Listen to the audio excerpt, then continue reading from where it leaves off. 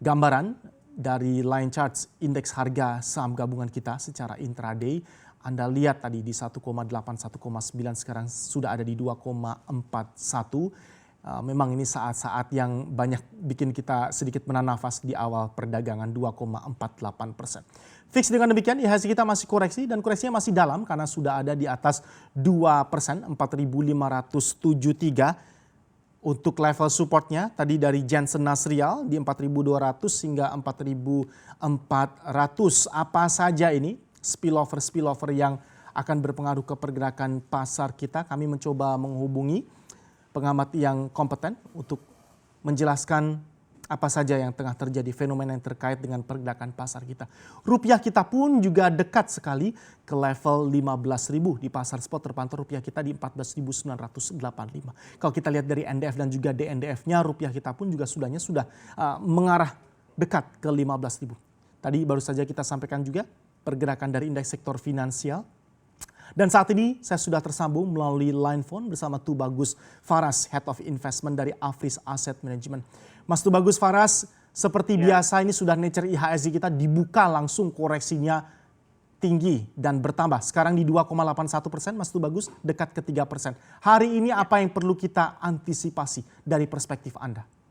Iya, memang ini banyak sekali kita terimbas dari koreksi kemarin di Amerika yang sampai 12%. Jadi sangat buruk ya dari kategori penurunan dalam satu hari.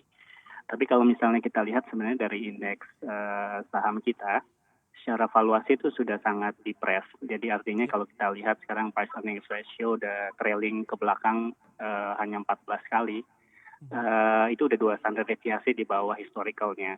Yang kedua, kalau kita lihat dengan price earnings tersebut sebenarnya itu translate ke yield yield pasar saham itu sudah sampai 7%. Jadi itu sudah lebih tinggi dibandingkan yield obligasi surat berharga negara 10 tahun pemerintah bila misalnya kita kurangi dengan pajak 5%. Jadi artinya sebenarnya dari sisi aset alokasi kedua aset kelas ini baik saham dan obligasi Indonesia sebenarnya sudah sangat menarik gitu ya. Tapi kalau kita bisa melakukan alokasi aset aktif sebenarnya secara valuasi saham ini benar-benar sangat menarik untuk dikoleksi, tapi tentunya dalam orientasi jangka panjang. Ya, indeks harga saham gabungan kita, Anda seirama juga dengan pandangan semua analis dari sisi PI-nya, kita memang sudah sangat depressed. Tetapi seberapa depressed? How totally depressed? Kalau IHSG kita sebenarnya juga kempisnya jauh lebih duluan dibandingkan dengan indeks acuan utama, market-market utama di dunia.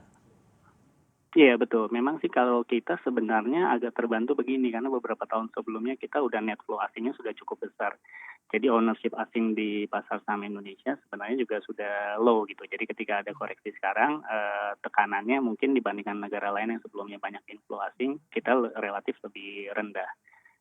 Mungkin itu sih dari satu sisi mengapa kita penurunannya belum sebanyak mungkin dibandingkan beberapa indeks lainnya.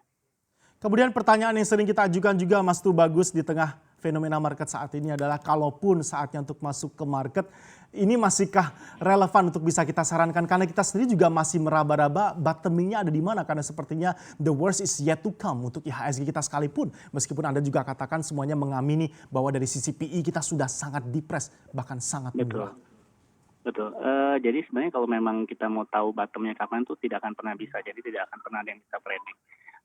Satu-satunya yang bisa investor lakukan adalah kembali memosisikan bahwa ini adalah long term asset, saham adalah long term asset. Jadi ketika setiap ada koreksi, terutama yang dalam seperti beberapa minggu terakhir, itu sebaiknya bisa dimanfaatkan untuk melakukan eksekusi pembelian.